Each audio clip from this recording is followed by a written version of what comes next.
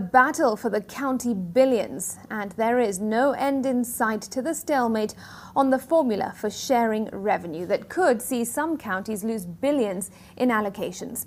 A special Senate sitting ended without a clear way forward, as some senators, led by Mandera Senator Mohammed, insist that they will not settle for anything less than one man, 1 kilometre, 1 shilling.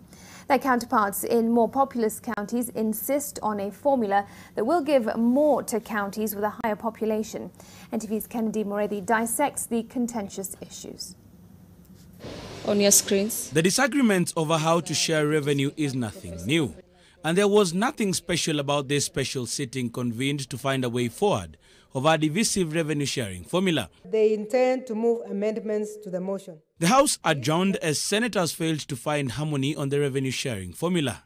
Minutes into the afternoon session, the leader of minority, James Orengo, was asking for an adjournment to build more consensus on the amendments introduced to the report by the Finance Committee. But NTV has since learned there was a plot long before to have the new formula thrown out. We have forced the adjournment today because for reason no other reason but to make sure that we build consensus. The formula that has been suggested by the committee is extremely divisive.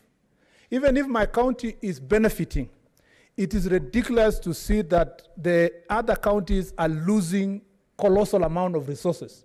The third generation formula proposed by the committee proposes a basic equal share of 20%, a share of 20% to the health function, 12% to agriculture, other county services 16%, poverty 14%, urban services 4%, land is assigned 5% of the square root of land area, roads 7%, fiscal effort 1%, and fiscal prudence 1%. Land is the most contentious of them all. Most vast counties, particularly in northeastern, now stand to lose out. In the second generation formula, the land function had been allocated 8%. The formula as envisioned was not based in any statistics. It was not based on a constitutional, recognized body, CRA.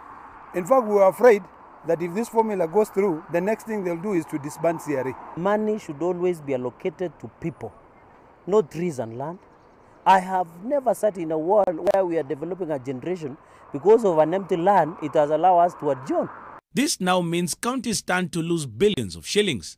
Kwale, for instance, will lose 1.27 billion shillings, Narok 918 million shillings, Nakuru will lose 728 million shillings, Nyeri, which is in Mount Kenya, will lose 317 million shillings. Makueni will lose 127 million shillings, Isiolo 63 million shillings. The Tharaka County will also lose about 64 million shillings, while Kajiado will lose 31 million shillings. The same sword that will be used to deny any county even a shilling of what it got last year can be the sword that will be used someday in future by a national government that hates devolution to slash money from each and every county.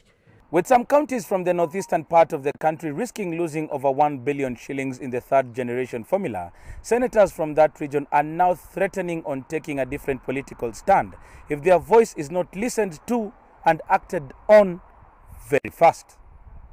Kennedy Morethi, NTV at Parliament Buildings.